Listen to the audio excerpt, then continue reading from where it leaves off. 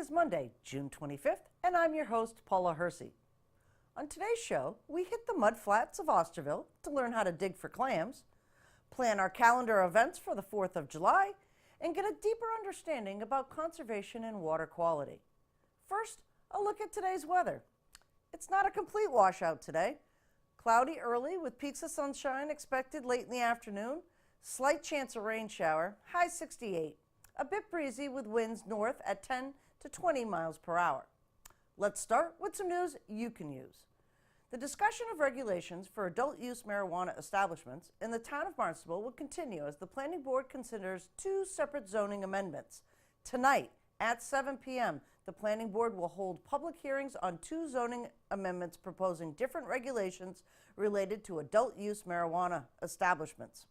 Item 2018-163 proposes to create a cannabis overlay district and regulations for establishing and operating marijuana establishments, sponsored by Councilors Biedenbender, Cullum, and Schnepp.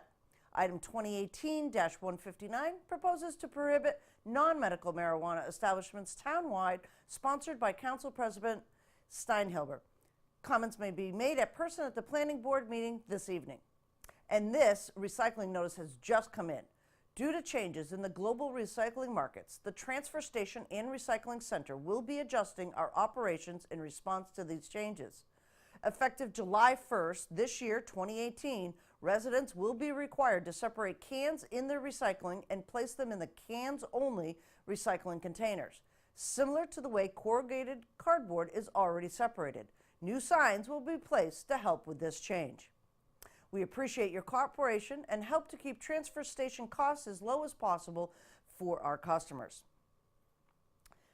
Channel 18 spent a morning on the water with the Natural Resources Department at the annual Clamming for Kids class held at the Bridge Street Landing in Osterville. Volunteers from the Barnstable Association for Recreational Shellfishing helped the youngsters navigate the nuances of digging for quahogs and steamer clams.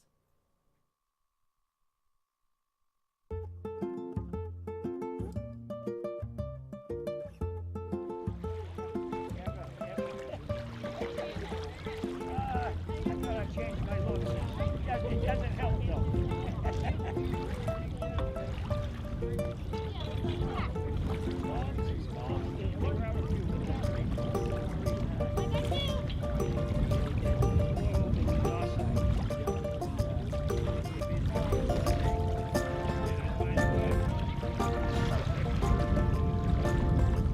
They've been going really well. We've luckily had beautiful weather. This weekend was awesome. It was really great to see a lot of fathers bringing their kiddos out for Father's Day, and there's plenty of clams out there. We really loaded it up this year, so over 45 bushels. So it should be pretty easy for the kiddos to find the clams too. And we've seen a lot of happy faces, so it's always fun. It's been really good this year so far.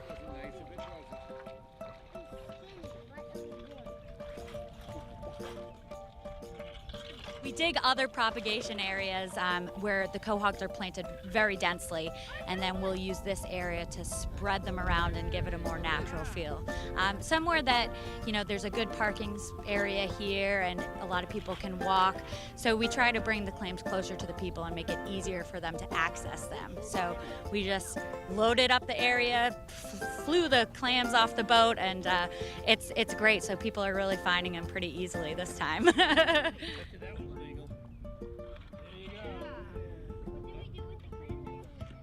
Yeah, so for a resident, we have a resident permit that's $40, and that's good for the entire year. And you can get a full peck of quahogs, a full peck of steamers. You can get a full peck of mussels on top of that. So really great. It opens up the doors for all your shellfish needs. So $40 for a resident permit, then you can pick up at our office at Marine Environmental Affairs. We also have non-resident permits for $140, and it may seem like a lot, but with all the shellfish that you can get for it, it's totally worth it. Especially, it's good through oyster season too. So in November you can get a half peck of oysters, and that's about 40 to 50 oysters. So yeah, come on down, get your permit. It's open to everyone, and we're even trying to find places for non-residents to park because we know that's been an issue. So we're really working on that to be able to bring more people down to the landing and get their own food.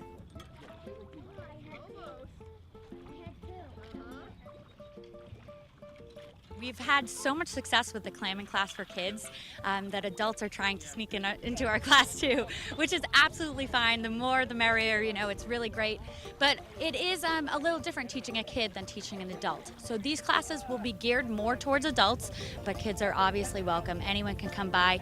We're going to have more on recipes, more on how we regulate the shellfish. So sizes are very important. Some of the key regulations that you need to know if you're going out shellfishing, maps and recipes for cooking them, because that's really important too once you get the shellfish. We would love to have people come down so we can teach you more about it.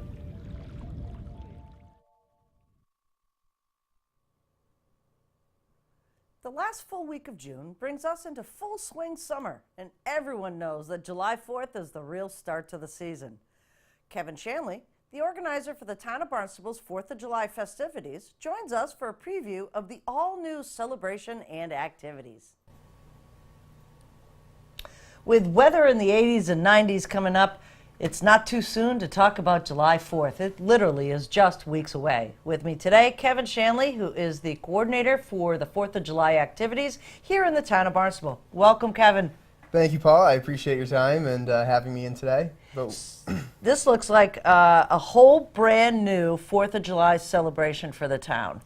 You're going to walk us through what's different from years past. Absolutely, absolutely. So we're fully embracing the town of Barnstable component here. So the town of Barnstable 4th of July celebration. In the past, this parade was called the Hyannis 4th of July Parade, which went along with the other villages. In the morning, they have Barnstable, West Barnstable, Cotuit, Hyannisport, Centerville has a parade, and this is the town of Barnstable's official parade. So a lot of folks didn't know that. They thought maybe it was just the Hyannis Village Parade. This is the official town of Barnstable parade. And so when I came on board back in February, I looked at, kind of analyzed this event and said, what are we missing here? I feel like we were missing continuity and a very concise message and marketing effort for these 4 separate events that we had throughout the evening. So at 4 o'clock we have a parade that goes down Main Street, starts at the corner of Ocean Street and Main, goes down Main Street and ends at C Street, and then the parade route circles back down South Street to the starting line.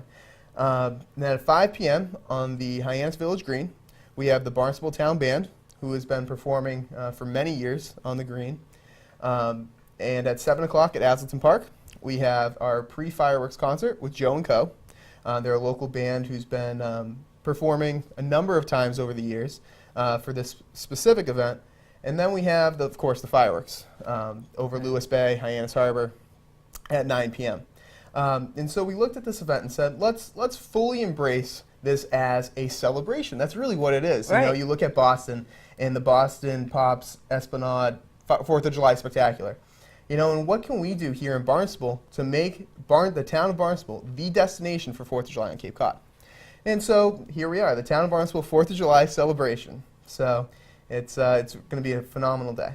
Okay, so the parade, which is one of my favorites. Absolutely. We'll have all sorts of different floats and marching bands, but there's things that are wrapped around each of these time events, the 4 o'clock parade, the 5 o'clock town band concert. Give us a flavor of, I got a bunch of kids with me. What am I going to do from 4 to 9? Well, and that's in the past, and it's been a phenomenal event for many years, and the person who did it for 9 years before me, almost a decade, Megan Kenny was the coordinator of this parade, and she did such a phenomenal job. And so I'm excited to kind of pick up where it fill extremely large shoes. And so we're fully embracing, like I said earlier, we're fully embracing family-friendly, jam-packed entertainment for 6 hours in the evening, 4 to 10 p.m. And so we have the parade at 4 o'clock.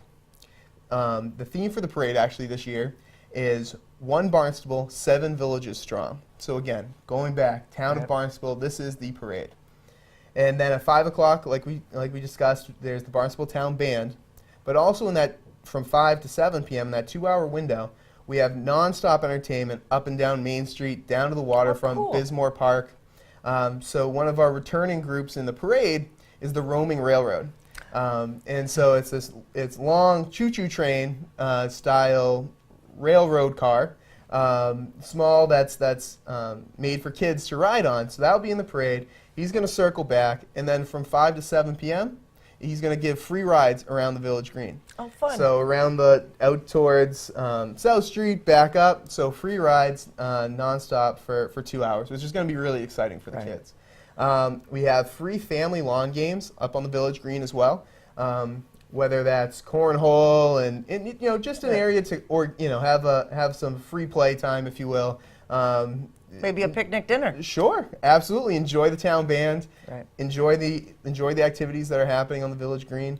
We have a whole new decoration plan for the Village Green this year in the bandstand. Yep. And then of course we have singers and songwriters up and down Main Street.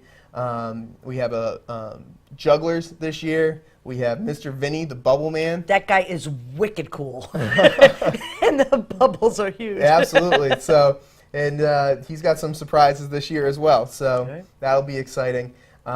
Just something to really focus on being family-centric, family entertainment. And then, of course, 7 o'clock.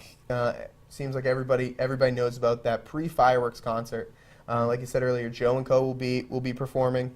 But maybe if that's not your flavor, up on Main Street, we still have nonstop entertainment going on. We have Jordan Renzi, who's a local singer-songwriter. New this year, we have Michael Finuccio, who's also a singer-songwriter. Grew up in Barnstable, West Barnstable, and this year he's having a spot in the festivities, in the celebration. And again, the lawn games are going to continue through that time period as well. Right. So from 5 to 9 p.m. And once the Joe and Co. set is over at 9 p.m., cue the fireworks. This year, the fireworks again will be on iHeartRadio, on WXTK. They will stream the official soundtrack. And so we at Azleton Park will cue the fireworks to begin, which is always exciting. And up and down the Ocean Street, over around all town property, you can see, as long as you're facing The water. facing the water, facing Lewis Bay, you can see them. So it's an exciting time. So we're very excited to see what this year has in store, and the weather will be sunny and 80 degrees. Absolutely. We're already going to call the weather. It is going to be nice. I think Doug the Quahog next week will also predict a very beautiful 4th of July Oh, for I'm us. sure. So. Well, Doug's always very good to us. And he's been quite the prognostic in the last few years. He's done really well. Absolutely. So let me just ask you, back it up just a little bit. So, this has been a town event for many, many years. As you said, Megan has done just a wonderful, wonderful job. She has. What made you want to take on this kind of event? It's an undertaking, Kevin. Sure. Events have always been in my blood from the beginning. I was very fortunate to work with the Arts Foundation of Cape Cod for a number of years, and in my last capacity for 2 years. I started out on a new venture recently as well, and I said, I want to do something. I've grown up in the town of Barnstable my entire life. I've lived here, gone through Barnstable Public Schools, and I said this is something that I think I want to add my own flavor to it, but I want to fully embrace, take ownership of something take ownership of a small part of something that's much larger. So in short, events have always been in my blood, and it's something that I've always been looking at and saying, well, I'd like to give that a shot one day. Excellent. So you're excited, right? I am. You're ready to go. I'm ready to go. We're ready to go. Anything else you want our residents to know about that day? Come on down, Hyannis Main Street, Hyannis Waterfront, the Village of Hyannis, the town of Barnstable. We're going to have 4 to 10 p.m. nonstop entertainment. Come on down, enjoy it with your family, enjoy it with your friends, and it's going to be a night to be down there and not to forget. Right. We also have all of the schedule of events on the Town of Barnstable's website. So if you are looking for a particular musician or some of the activities that are happening, Town of Barnstable website has all the activities. And I'm glad you brought that up. One thing to add is online, we have an online application form. If you or your group's interested in participating in the parade, right there it says parade entry form. Click that. Parade entry will be cutting off soon at the end of the month in June. but be quick. We can definitely get you in there. With it, give us a week notice, and we'll get you in there. So Excellent. we're here, ready to have a great event. Fantastic, Kevin. Thank you so much. Thanks so much, Paula. One of the most important assets and resources on Cape Cod is our water and our water quality. Joining us in studio to tell us more about the upcoming event, A Conversation About Conservation, is Lindsay Council, chair of the town's Community Preservation Committee, and organizer of the event, Teresa Barbo from the Orenda Wildlife Trust. Conversations about conservation. With me here today, Teresa Barbo from the Orenda Wildlife Trust and Lindsay Council from our Town of Barnstable Community Preservation Commission. It's time that we all have these conversations about conservation. Let's say that 3 times fast. Lindsay, welcome. Thank you. Teresa, welcome. Thank you, Paula. So this event is coming up Tuesday, June 26th at Sturgis Library at 6:30 p.m. Correct. Teresa, give us a little overview of what this event is designed to do and who should be attending. Anyone who cares about land conservation, fresh air, and water quality should be there or could be there. Would love to have you. It's going to be an interactive audience dialogue between the audience and the guest panelists. So we've got Z. Crocker, who's the Executive Director of Barnstable Clean Water Coalition, and as everyone knows, Lindsay, for many, many years, was the Executive Director of Three Bays Preservation, which the coalition is now. And then Heather McElroy, who's the Natural Resources Specialist at the Cape Cod Commission, and Mark Robinson, who's Executive Director of the Compact of Cape Cod Conservation Trusts. So it's just going to be a lot of intellectual capital there, and it's going to be a great way for people to directly ask questions about the environment and about things that Cape Cod should care about. Right. Lindsay, as chair of the Community Preservation Commission, why should we start to have these conversations, and should they be ongoing? Should this dialogue always be ongoing? Yes, it should. Here in Cape Cod, we have blessed with many natural resources. But Cape Cod is a very fragile place. The geology of this area really lends itself to free passage of water, which is really what the Cape is all about. It's all about our water. And when you speak about things like wildlife and land protection, you must always remember that the underlying main force behind it all is our water, because we live and work and recreate on our water supply. So it's very important. The Community Preservation Committee actively pursues the acquisition of open space to protect our open lands, our wildlife, and our water. So that's principally our main focus in terms of conservation. And we do get all involved in other areas, historic preservation and community housing, those kinds of things. But our principal focus in conservation is protecting land. Right. And when we're talking about water, we just had a conversation with Calliope Chute, who runs the hazardous waste, and there's a single source aquifer here on Cape Cod. So Yes. the importance of that, can you bring that back to the residents that would be attending something like this? What does that mean, that it's a single source aquifer? It means that we are living on top of our water supply. Unlike western parts of Massachusetts, which get their water in many cases from the Quabbin Reservoir and they bring it into Boston, that's an open reservoir. Falmouth's the only town on Cape Cod that has a reservoir like that. The rest of us pump water from the ground. So anything that you put on the surface will eventually, if it's a chemical, for example, will leach into the groundwater, mix with that, and then perhaps later, if it's in a drinking water supply area, taken up by the wells and distributed. So it's very important that we protect the ground surface and everything that goes on it to protect the drinking water that underlies it all. So it's very important. Teresa, when you put this together as one of the organizers for this event, what's the end goal of something like this dialogue that you're hoping to have with residents? We at Orenda Wildlife Land Trust hope that people are just simply more aware that when they look out the window, that they know that wildlife brings intrinsic value to Cape Cod, and protecting our land and protecting our wildlife.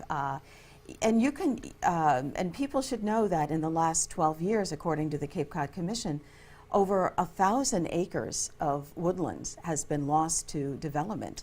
And it's just very important to protect the trees, that protect the soil, that inevitably protects the water as well. All right. So talk a little bit about your panelists.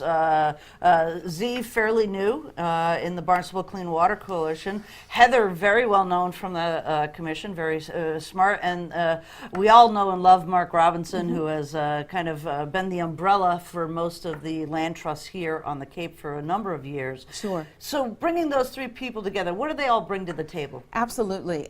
Z has actually been a longtime environmentalist and a board member of Three Bays Preservation when Lindsay was at the helm. And he is just a vibrant new force in the conversation about water on Cape Cod. Right. Heather McElroy has a wonderful background in science and natural resource conservation. And of course, the Cape Cod Commission is a regulatory body, so they are able to bring a certain perspective to this. And Mark Robinson just has been with the Conservation Trust since its inception, I think in '86. So he's been there quite a long time. So it's three different perspectives merged into one. And I'll be moderating the panel. And so each individual on the panel, Z, Heather, and Mark, will have a few minutes to give their elevator speech, if you will, for a few minutes, and then start taking questions from the audience. What questions do you anticipate from the audience? As somebody, myself, I'm fairly well versed in a lot of the land acquisition and things that, in fact, I worked your website, one of the original websites back in the day. But, you know, what about folks that don't have that knowledge? What are you looking for from the audience participation? It says it's interactive.